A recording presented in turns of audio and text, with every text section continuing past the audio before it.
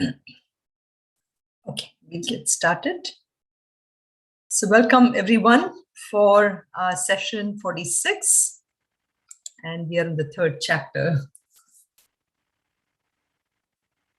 Om.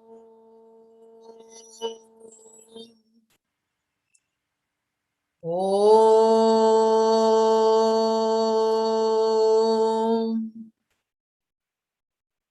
Om. Om Sahana Bhavatu Sahanau Bhunaktu Sahaviryam Karavavahai Tejasvinavadhitamastu ma Vidvishavahai. Om Shanti Shanti Shanti. Om Parthaya Pratibodhitam Bhagavata Narayanena Swayam Vyasena Gratitam Purana Muninam Madhye Mahabharatam Advaitam Vridavarshinim Bhagavatim Ashtadashadhyayinim Ambatvam Anusandadhami Bhagavad Gita Bhavatveshini Namostu te Vyasa Vishala Buddhe Pulla Ravindayata Patra Netra Yena Tvaya Bharata Taila Purnaha Prajvalito Jnanamayah Pradipaha Prapanna Parijataya Totra Vetraika Panaye Jnanamudraya Krishnaya Geetam Vrudatuhe Namaha Sarvadharman Parityajya Mamekam Sharanam Vraja Aham Tva Sarva Papebhyaha Mokshayishyami Ma Shuchaha. So wishing everyone a happy Diwali. I know it is already Diwali in India. People have already gotten up and had their Ganga Snanam and everything. And we will do that tomorrow. So I think the message that Diwali always, to me, resonates well is about this aspect of leading us from darkness to light. Asato ma sadgamaya, tamaso ma jyotirgamaya, mrityor ma amritam gamaya, om shanti shanti shanti. So just a beautiful prayer for Diwali. May the light shine on all of us and take us from ignorance to our recognizing our own ultimate bliss. So we are on the third chapter still, and the third chapter is very beautiful because it really helps us to determine what is the attitude in which we have to perform our actions. Physically, I guess action can be thought about as, a movement of a muscle mass. But then the whole idea is, how do I use my intellect to make sure that any action I do is done with the right attitude? So the simple examples that is always given is, a mother, when she scolds a child, it is not because she hates the child or anything, but she just loves the child. So even though the words may seem very harsh, but the whole idea is to change the attitude of the child so that the child can be disciplined and the child is less selfish, is sharing the toys and all that.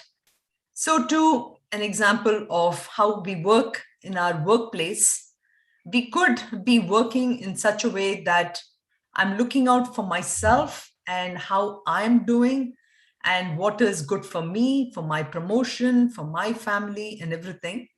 But when I push myself to look at what is the company really going to benefit from my work, then to that extent, my attitude changes and makes my work so much more beneficial and fruitful. So far we have seen where Bhagavan Sri Krishna explains to Arjuna, and the whole idea why this teaching of third chapter is directed towards Arjuna is, if you remember, Arjuna actually exerted his ego and wanted to show about how he was very desolate, and he was very concerned about all the people who are going to die and everything. And he forgot really what his role was, and that is, his role was to fight the war. So Lord Krishna in this chapter really explains to him about the attitude in which he should be performing this particular karma that has come to him. And along with giving this upadesha for Arjuna, I guess even as Lord Krishna is talking to Arjuna, we are all behind, and we are actually, also waiting to hear from Lord Krishna on really what is my duty, what is my responsibility, how should I perform this action. And he talks about, in this chapter so far, what we have seen is about how do normal people act in this world, which is with a high level of, and what we call this as an attachment to their own selves, whereas wise people act without attachment. And we're going to see more of that in today's talk. So for reflection time, today I'm looking at shlokas 22, 23, and 24. Because we did 3 shlokas last time, I said, okay, let's look at 3 more shlokas today. And so let us see that. So up till last week, what we had reviewed was about Arjuna being an ideal leader. If you remember, Arjuna is a leader for leading his masses. So too, we are leaders in our own way. We have no idea whom we are trying to influence. It may be my grandson, my grandchild, who is looking up to me, or it could be somebody at work who we have no idea who's really looking up to us, right? So here, Lord Krishna is telling Arjuna that if you do want to choose a role model, you can look at me, and what better role model that you can get. And he's not saying this out of any ego, mind you. He's actually saying it out of a lot of humility and everything. And let us see how he says here. He says, Name partha asti kartavyam. Kartavyam, which is anything to be done in any of the 3 worlds. And not anything is there that I've not attained or yet to attain. Yet I engage myself in action.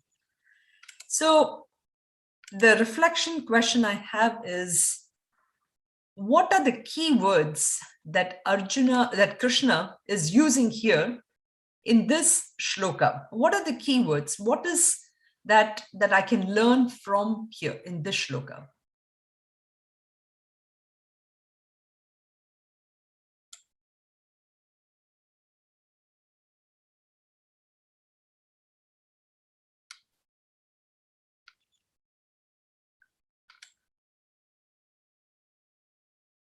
What are the 2 key words? There are 2, I want to say just 2 key words, which really hits home the point about our purpose in life. And actually, it is a pretty deep meaning too. But any thoughts on this? Hariyo. Hariyo? I think what I connected with over here, what I think that made sense to me is, yet I engage myself in action. Mm-hmm. Krishna, he doesn't have, there's nothing for him to do. What does he need to do? He doesn't need to do anything. But just to make us understand, he took this human birth, and to make us understand that we have, upon taking a birth, there is some, there are actions to be performed, and this is the right way to perform the said action. Just to teach us that point is all that avatar, that was the essence of the avatar, and that is what I got out of. Very good. I was thinking about that also, but the two words that I'm putting out here is actually Is it duty? duty. In what sense, Meenakshi? I mean, whatever is every person's duty, just do the duty and don't expect any results after that. Okay. And then follow the footsteps of the great leader. Is that the two words? I'm not sure. I'm just guessing. Yeah. So here the two words are actually na anavaptam. Na anavaptam. That is what Krishna is trying to show here is there is nothing that I have not attained. Okay. Na anavaptam is that, Krishna is saying that, I have really attained everything. I have, if I'm a scientist, I guess the highest thing that I can hope to achieve is a Nobel Prize. If I'm, a basketball player or something, the highest that I can achieve is, going to the biggest game, whatever. If I'm a doctor, I can hope to, again, a Nobel Prize could be something or anything. So in the case of Krishna, he is saying that there is nothing that I have not attained. Na anavaptam and avaptavyam. Avaptavyam is I'm yet to attain. Okay, there is nothing in the past that is now left to be attained. And in the future also, there is nothing that I have to attain. Yet, as Suvarna pointed out, I engage myself in action because people may ask, hey, Krishna, I mean, you have everything you want. Why are you working like this? Why do you want to be this charioteer? You can be sitting quietly engaged, sitting quietly in your palace, doing whatever you have to do. But Krishna is showing by himself that he is engaging himself in action.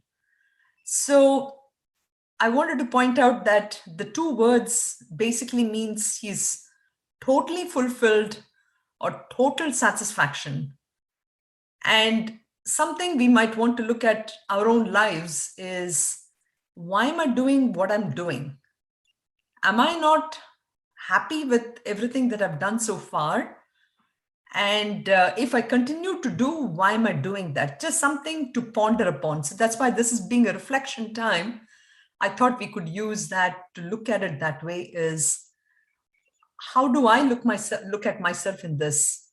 Why am I doing what I'm doing? Is this out of because I want to achieve something more? Or is it that I'm totally fulfilled, but I'm doing it because there's something in me which is telling me that I need to continue doing what I'm doing, So that's just something to think about here. Because again, as I said, we're all standing behind Arjuna, and Krishna is telling Arjuna, and we are standing behind him, and we are being a recipient of this knowledge. So we need to think about also is those things. Okay, so the next one, he says, for surely if I do not engage myself, yadi hi aham na varteyam, jatu karmani atandritaha, ever in action without relaxation, then what would happen? Well, if I don't do anything, then people are going to just follow me in everything, because as we know that, as a leader does, people like to imitate a leader. And here we have Krishna who's saying that he's a leader. So now he needs to be 100% a leader. He cannot afford to relax himself, right? So the question is, what is the key word here?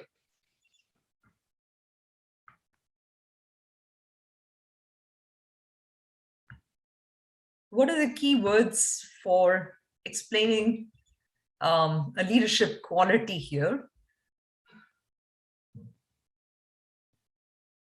You have to do your duty, whatever it is. Of course, it's not Krishna's duty, but like what you are assigned to, or like you think is necessary. That is true, but there is also one more part to that. And so let me put that up here. So No varteyam. na varteyam, if I do not Jatu karma atandritaha, without relaxation. So the whole idea here is, we have Lord Krishna who is engaged 100% in what he's doing, correct? And we know that too, when we have when our children were young, they were always looking at us. And we have to be so careful about what we speak, what we do. And even if we, God forbid, make a mistake in something, maybe I uttered something which I should not, and my child heard it, then you can imagine the child is going to repeat that, right? So the amount of alertness that is needed here, so jatu karmani atandritaha, that is continuously to do the action without letting ourselves down. So that is the alertness that is needed. So I put this something as continuous improvement of myself. I need to look at how I do things and constantly look at how I can improve myself. So that is just something that I thought, but if there's anything else that strikes you, I would love to hear that as well.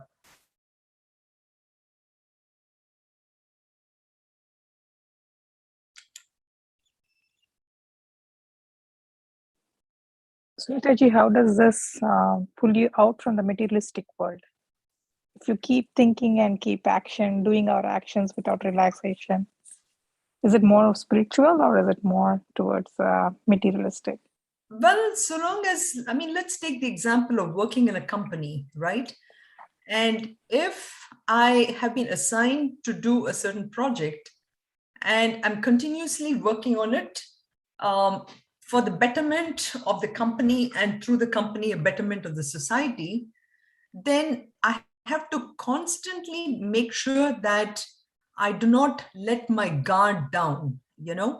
If I'm constantly engaged with my goal as, like I said, improvement of the company and improvement of the world.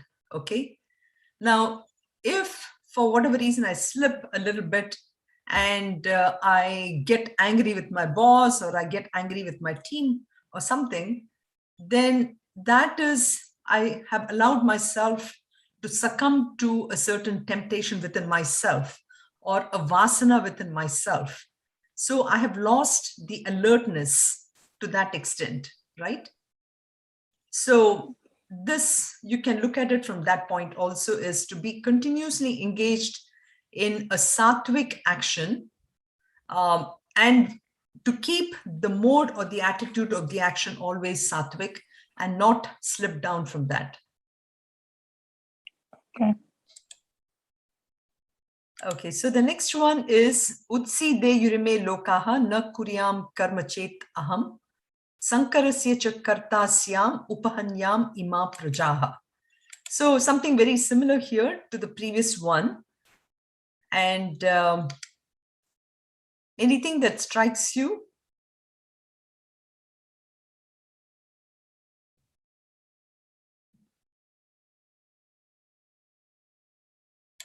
Okay, so I'll say this out here. So it's again a continuous improvement of myself and to never lower our standards. So Kanchana, this is a kind of a follow-up to your thing about if indeed we were to lower our standard from, say, if I'm doing a sattvic action and I jump down to a rajasic or a tamasic action, then because people look up to us, then what happens is, to that extent, there would be a confusion in the minds of people as to why did this person say this? Why did this person do it? Because, we place our leaders in such high esteem. So we want constantly to look up to them.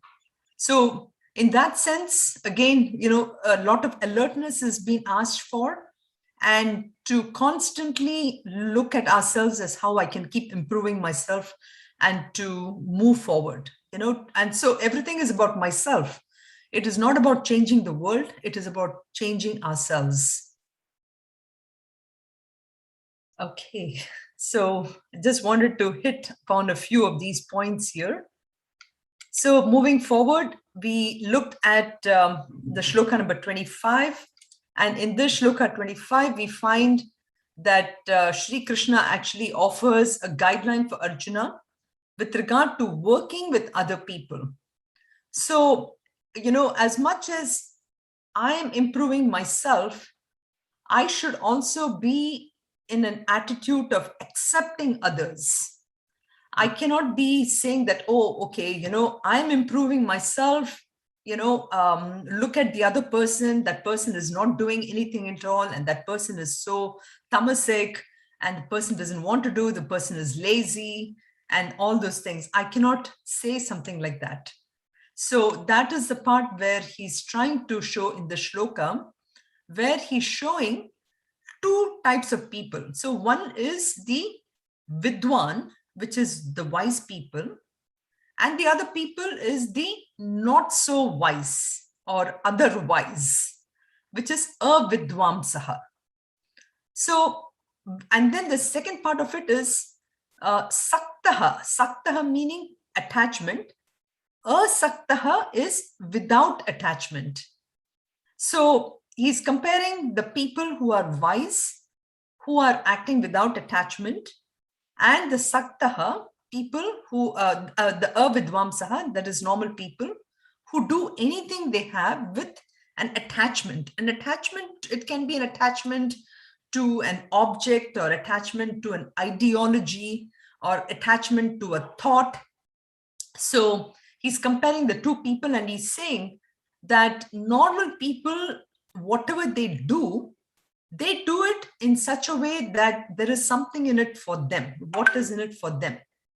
Whereas the wise people, they always do something without looking at what is in it for them. So then the question would arise as, okay, if they are doing something by not looking at what is in it for them, what are they really? Why are they doing it? So just like example of Krishna was doing it because he wanted to help the Pandavas, right? So Chikishuhu Loka Sangraham. So they're doing it only for the sake of the welfare of the whole world. That is the one and only reason they're doing this. So even they do have, you may say, a kind of a desire, but it is a very, very sattvic desire. Or one other way that also I've heard it being said is, whatever they're acting is because of the desire of the people close to them. So that is the two examples here. So Chikirshu Lokasangraham, they do this. So then the question of leadership comes here is, such a person who is evolving, that person will actually, pull the people up, but they do it in a way that there is no confusion. So they don't, like for example, even within a family, sometimes what happens is you have, one of the children, a child, really going, trying to achieve a lot of things and everything. And then you have the same family, somebody who is really not so motivated, right? And sometimes we have this attitude or habit, I guess, of comparing our children, and we say, oh, look at your brother, look how much he has achieved, and look at you, those kind of things, right? And this happens in so many different places. I mean, even at work, sometimes, there's that comparison of somebody who's really trying to achieve something, somebody not, motivated to achieve. So how do you do this? How do you, put these two groups of people together? So in this shloka, he says very clearly that, the people who are moving ahead should do it in such a way that they are not creating any kind of, any kind of confusion. And in this case, I would say without creating any kind of pressure on the people's minds. So without causing any unsettlement in the minds, such a person continuously do it. So then the question would come is, how would they really do it, right? How then, does that mean that somebody who is really good should not do anything to help out the other people? That is not the case. He's trying to say here is, we have to use the shlokas which have come before, which is na buddhi bedam janayet, that was one shloka, and also yad yada charati shreshtaha, which is the person who is wanting to evolve, who's highly motivated, has to continuously do it, and only through example can pull people forward. So that is what is said here. And in all cases, vidwan yukta samacharan, the person should be completely balanced. So the next set of shlokas, which we saw last time, which I'm going to review that again now, is really important because for the first time, we're going to be discussing about this concept of ego. So what is it that makes, an ignorant person or, a normal person act the way they do? And what is it that the wise person is trying to, a really wise person does? So, and the answer is such a person, the normal person always has this attitude of this I am doing it. And whatever I do is I'm hoping I'll get something out of it. That is the only reason I'm doing it. So I just have a joke here, which I found on the internet, and I thought it was so cute. Somebody goes to the doctor, and the surgeon says, I removed your ego, and it turns out that was clogging your reality.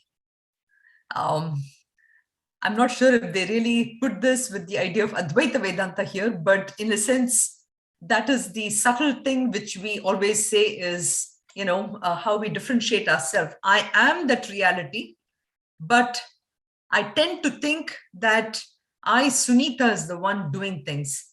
Sunitha is the individuality or the ego, and the reality is I'm that absolute consciousness. So we look at all our actions at all our three levels only through this I factor, at the body, mind, and intellect. We look at it only from that point of view.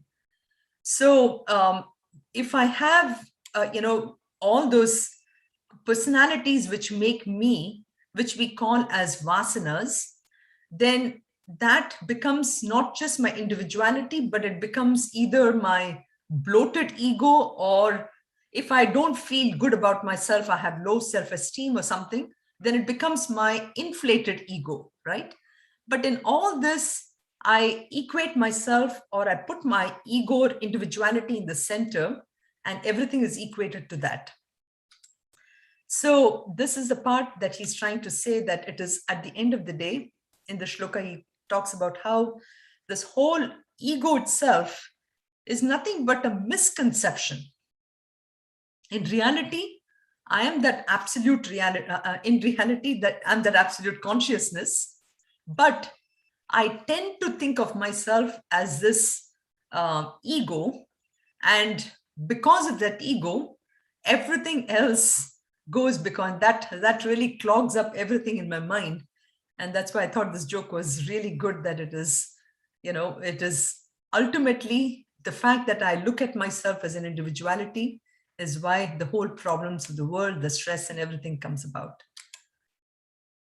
So the shloka basically talks about is how this ego is born.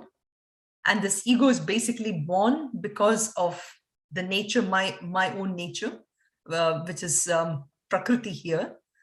So prakritihi kriyamanani gunaihi karmani sarvashaha ahankara vimudatma karta aham iti manyate. Karta aham. This is the aham karta. Aham karta is the ahankar. So here again, he's trying to show that, every time we try to look at this as, we, whenever we get something, whenever we say get an award or something, we immediately think that I did it. But we forget that there are so many people who came together to do these things. So too, what the shloka is trying to say is, at the end of the day, it is not the fact that I did it, but it is my prakriti, the gunas which make up this prakriti, which is nothing but Maya. And I have a shloka for that, which we will talk about. So we always feel that I did everything, I did it. And from the beginning, we tend to also, encourage our children to think about how they have been doing it, right? But there's a fine line. There is a line of improving the self-esteem of the child to say that the person is capable of doing it. But also at the same time, the line should be is to recognize that it's not just me who's doing it, but there are a whole bunch of people. So it is this attachment that we have of the fact that I did it and it's all because of my effort that we develop this I. This I becomes really inflated. And whether it is, earning a lot of money or, getting a lot of patents or anything, we tend to increase that I factor. And because of that, we find that comes up and clogs our own thinking about who I am, right? So this is how the sense of doership comes about. And this sense of doership, I just have two jokes here, which is first, what happens is this ego in us, first is the individuality itself is created within us. And that individuality, when it is constantly being fed by all the praise in whatever I do, then that becomes even more pronounced. So once it does, then what happens is that is the requirement to destroy any relationship, as I put here. So how do I get out of this? Is that to recognize that, to skip the E and let it go, let the E go. So let it go, understanding that just to surrender ourselves. And that is what is going to be coming up in our next shloka, one of the shlokas here. So how do I get out of this? To recognize that I am actually beyond this ego. So there's just a comparison I wanted to put up here, which again I found in another article. When I think that I am this individuality or ego, then I'm constantly affected by all the things that go around me. So I become a victim of circumstance. Anything that does not go well, immediately I feel that for some reason, I have been the one who's being chosen to go through this kind of problems, right? Instead, I recognize that I am beyond this ego and I have the ability to create my own reality, my own circumstances. I'm responsible for all this. And another aspect here, the second one, is when I feel that I'm this individuality, there is never enough. Again, it goes back to the shloka that I did before, where Krishna says, na anavaptam avaptavyam, right? So he's fully fulfilled and contented. So that is what he said. I live in abundance. There's always enough. And the other, when I think of the ego, I feel I'm alive and temporarily, and that is scary. But here I'm alive temporarily, and that is awesome, which is I recognize that in this body I'm alive, and I have, I can do whatever I want. And if I'm an ego, I feel that I'm a machine made up of accidentals 1 and 0 here, whereas I feel that I'm an artist made of infinite energy if I identify myself with the infinite self here. When I feel I'm the ego, I feel I'm in competition with the world.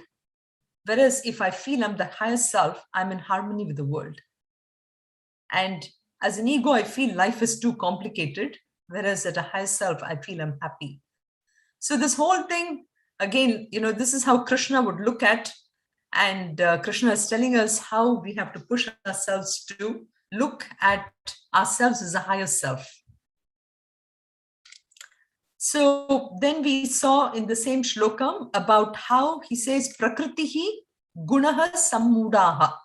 So the 3 prakritis are sattva, rajas, and tamas.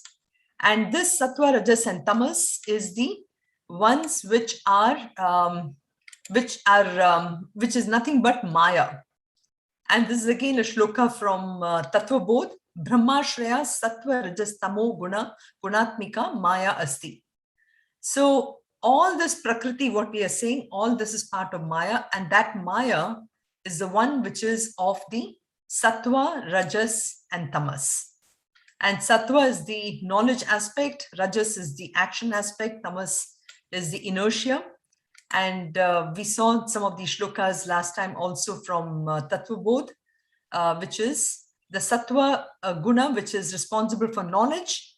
And since it is knowledge, these knowledge elements are from the 5 elements of space, air, fire, water, and earth. And each one of them gives us, through the sense organs, this ability to do the 5 things. Here we are hearing, touching, seeing, tasting, and smelling. And then we have the also 2 other things, which is Sattva. It is the Sattva aspect of Prakriti or Maya, which is responsible for the mind, the intellect, the ego, and the memory. Manash, Buddhi, Ahankara, Chittam. So that is given here. And then it is the Rajas element, which is responsible for the Karmendriyas, which is again coming from the 5 elements. And also the Pranas, the 5 Pancha Pranas, that is also from the Rajas element. And then we had the Tamas, which is the gross, which is responsible really for our physical structure. Not only the physical structure, but everything what you see physical out there, whatever you can, see through the eyes, all that is coming from the Tamas element. So etesham panchatattvanam tamas samshat panchikrita pancha tattvani bhavanti. So through the panchikrita process, what you see is this entire world that we are seeing. So this is what Lord Krishna is trying to show, that it is these 3 gunas which are responsible for the whole, for the aspect of who I am. But then I look at myself as those gunas and I get attached to it, whereas I'm actually beyond the gunas. So this is the Tamas Panchikrita process. I won't, when we have another time, we can actually go into details, but I wanted to give you this from where he's talking about the gunas itself. So then in Shloka 28, we are looking at about how while somebody who is ignorant gets affected by the gunas, a wise person, on the other hand, they recognize that ultimately whoever is doing this thing or whatever is happening is actually done by the gunas. So that's what he's saying. So tu, here tattva with tu. Tu is indicating that, but, Mahabaho, here he's trying to take a dig at Arjuna, and he's saying Mahabaho, or mighty armed. He's trying to say that, oh Arjuna, somebody who is a wise person, tattvavit. Tattva means a person who is a knower of truth. So he's beyond somebody who is just an intelligent person, but such a realized person, they recognize at the end of the day that guna karma vibhaga yoho. Vibhaga means the division of the different gunas. That is division of sattva, rajas, tamas. So ultimately, all the karmas, the actions that are performed, are only by prakriti. Okay. And it is gunaha guneshu vartante. So ultimately, it is nothing but the gunas and the effects of the gunas. So the effects of the gunas is what we see everywhere. So it is ultimately the gunas are really playing in the effects of gunas. So the cause and the effect, both of them are kind of tied here. And when such is the case, the person recognizes that he or she is really not doing anything. So we have seen these examples even in Mahatmas. Like, for example, when Ramana Maharshi had cancer in his arm, he could literally look at the cancer that is happening to his body and say that, it is only my physical, my arm is having cancer. I don't have cancer. I'm beyond this. So it is only the guna, the tamasic effect, the effect of the tamasic guna, which is the physical body, that is the one which is going through the cancer. So the Tattvavit, like Ramana Maharishi, who is a Tattvavit, he knows that that is what is happening. And when that is happening, he does not get affected. So gunaha guneshu vartante iti matva na sajjate. He's not attached to whatever happens. So again, a reminder for us is, how do I now, knowing this, what is being said in Bhagavad Gita, how can I be detached?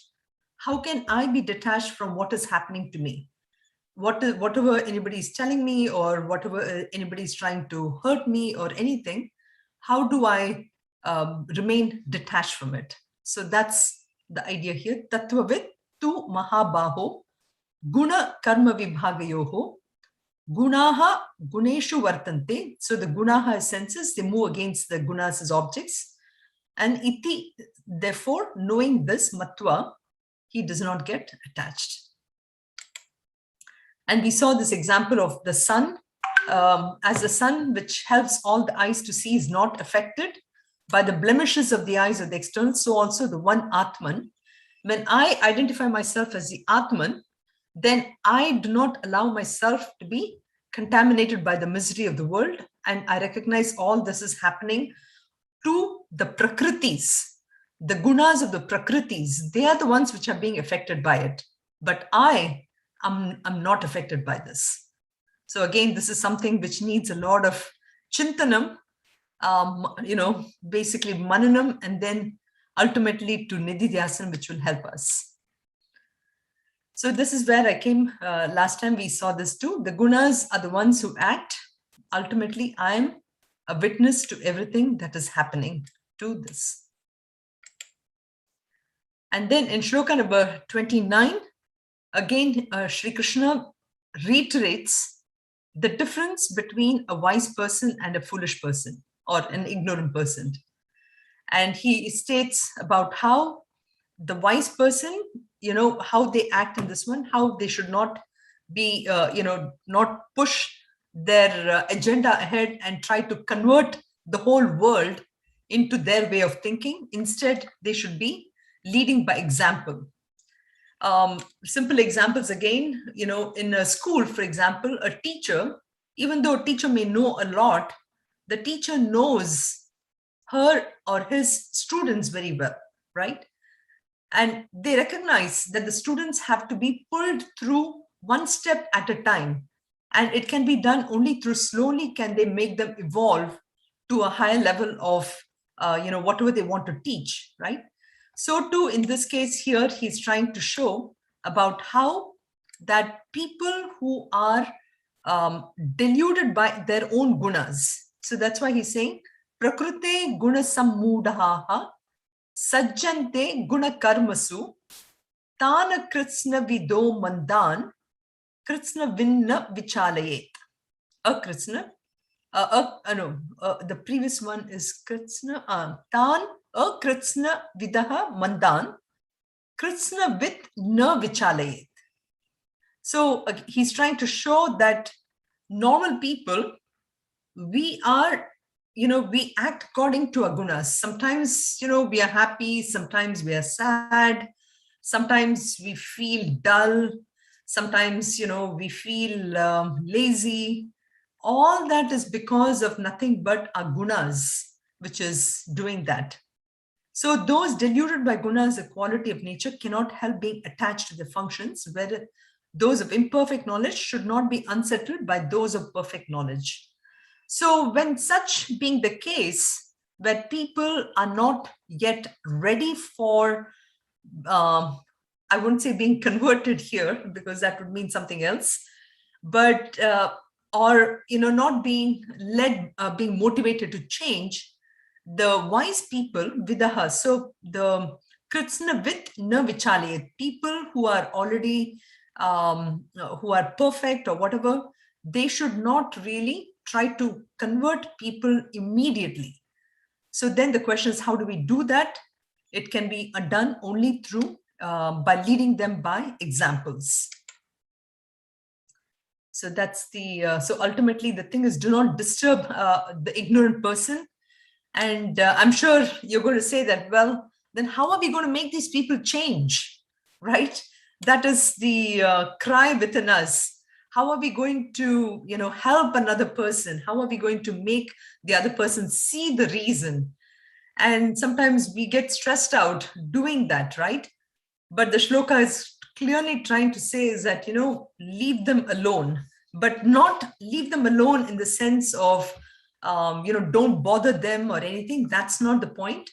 The point is, the only way one can actually make any dent on somebody else is by changing ourselves. When I change and I try to, clean myself, the change will be noticed by the others. And everybody has their own vasana package. Everybody has their own timing for change. All we can do is continuously change ourselves. So that's the indirect meaning of Shloka 29. So then the next shloka is again the second most important shloka in this chapter. If you remember, the one shloka that I said before was the shloka number 21, which is about leadership.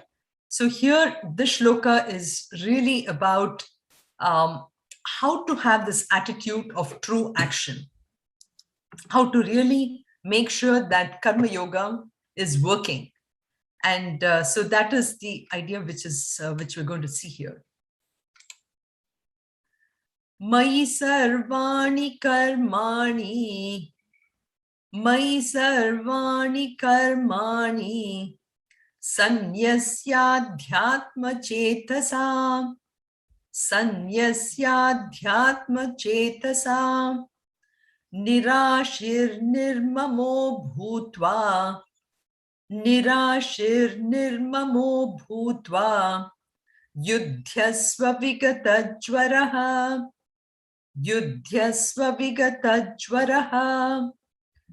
So here, the shloka says, in me are all mayi, in me.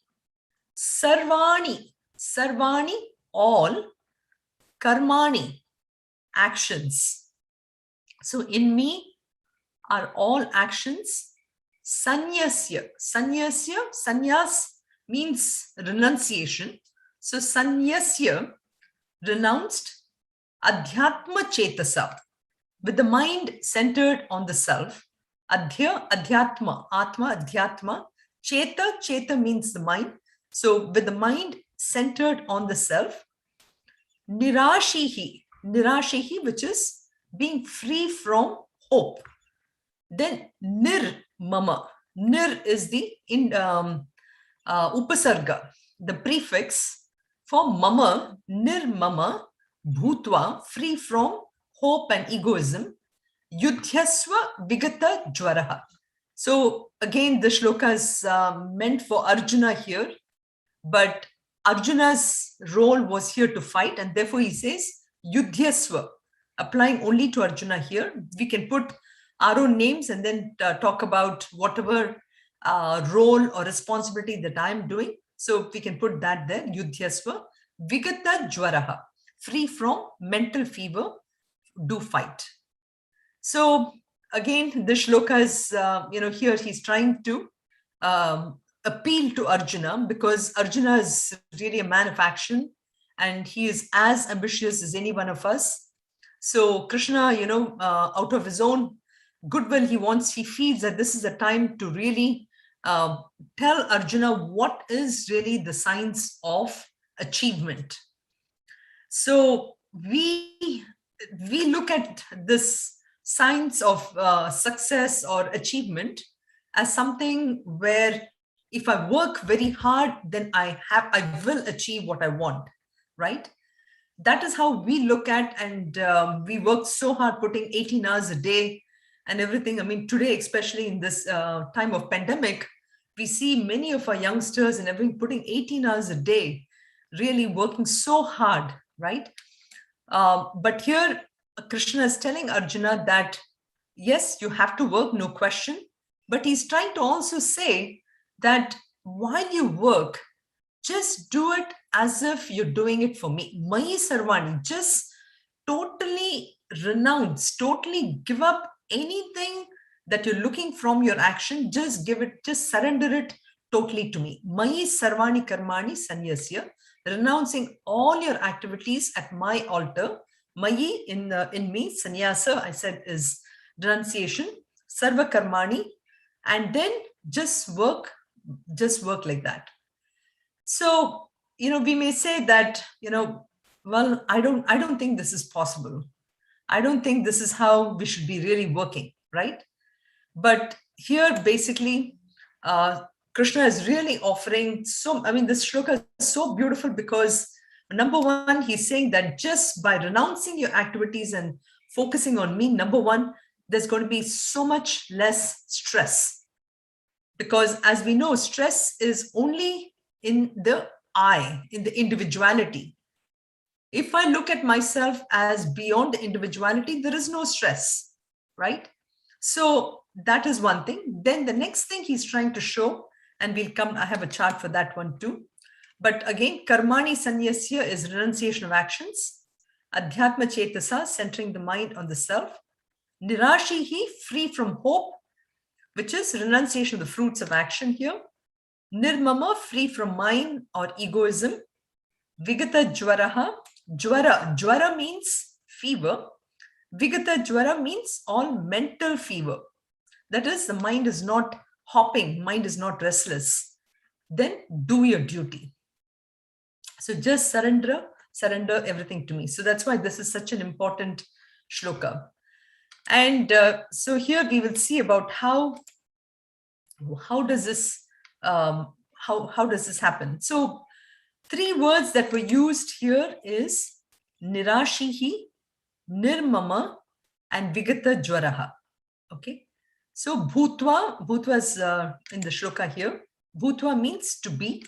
So be someone who is free from nirashihi, nirmama, and vigata jwaraha. So in this book called Self-Unfoldment, it's so beautifully given in this energy chapter on how the secret of success, one of them is how we can really take care of, not worry about how things are going to happen in the future. So anxieties of the imagined future, and that is what is this nirashihi.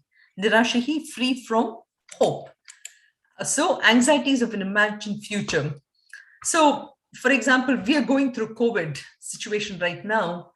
And the question always lingers in our mind is, when is this going to really end, right? Now, if I were to use this attitude, what the shloka is trying to say, Mayi Sarvani Karmani Sanyasya Adhyatma Chetasa. If I can mentally just renounce all anxiety for what is going to happen to Krishna, so to that extent, my mind is going to be free of that stress, right? So that is anxieties of an imagined future. Another one is regrets of the dead past. If we look at our own lives, many times we tend to always, we are unable to take a move forward because we are constantly thinking about whether we can really do something. For example, if my boss comes and gives me a certain project to do, and I'm a little worried, can I really do this? Do I have the ability to do it? In the past, things didn't really work out the way it was supposed to. And what if I mess up the project? So that is one of the things that stops us from taking any further action, right? And that is the part that in this shloka, he's trying to show that as nirmama. I'm constantly feeling, we bring this I factor in, and which is why we say that, okay, this whole I itself, along with the coloring of the I, which is the fact that I could not do it or I'm no good and all that, comes because of some things that did not go well in the past, right? So that's the regrets of the dead past. He says, even that, forget about it. Just do it. Just leave it to me. Leave completely the fruits of action to me. And then the last one, which I think is so much more applicable in today's world, is we in today's world are so surrounded by technology, and we are constantly looking to, even as we are, say, listening to this lecture, my mind is thinking about, okay, let me look quickly at my WhatsApp or anything, or, this is how our mind works. We are so fragmented in our thinking. So again, Krishna probably thought about this long time ago, and he has a prescription here. He says, don't try to do too many things. Don't multitask. Just focus on one thing and see how you can do that well. So that is what is shown here by this thing of Vigata Jwaraha, free from any kind of mental fever or restlessness. And with that, do everything that you can do. So that is why the shloka is such an important one, to be remembered, to be memorized, and to think about it. So the next two shlokas is about what kind of an attitude we need to have towards this teaching. And this is an important thing, because any knowledge can sink in only if I truly believe in it. If I have a faith in it, only then, I can really enjoy the benefits out of this teaching. And that thing that is needed over here is really having a reverence and faith to it. So we will chant the shloka, and then probably we'll look at this and the next one next week. Ye me matamidam nityam. Ye me matamidam nityam. Anutishtanti manavaha. Anutishtanti manavaha. Shraddhavanto nasu yantaha. Shraddhavanto nasu yantaha. Muchyante tepi karmabhihi. Muchyante tepi karmabhihi. So Krishna is assuring again Arjuna, saying that ye me matam idam nityam. So this teaching matam, which indicates philosophy or opinion. So here Krishna is saying this opinion of mine, those who constantly practice it, nityam, anutishtanti manavaha, that is people, when they constantly practice this, full of shraddha, and vantaha anusuyantaha, and not, caviling down, muchyante tepi karmabhihi. So they are also free from actions. So here again, actions, meaning that actions which are egocentric actions. So Krishna is giving an assurance that people need to just follow, and then they can achieve that state of perfection. So we'll take the shloka next, and this, the 32, and also 2 more shlokas next week. So again, wishing you all a happy Diwali tomorrow, and look forward to seeing you next week. Sarve bhavantu sukhinah, sarve santu niramayaha, sarve bhadrani pashyantu, ma kasyid dukkha bhag bhavet. Om Shanti Shanti Shantihi. Om Purnamadav Purnamidam Purnat Purnamudachyate Purnasya Purnamadaya Purnameva Vashishyate. Om Shanti Shanti Shantihi. Harihi Om Shri Gurubhyo Namaha. Harihi Om. Hari Om, thank you. Happy Diwali to everyone. Thank you. Diwali.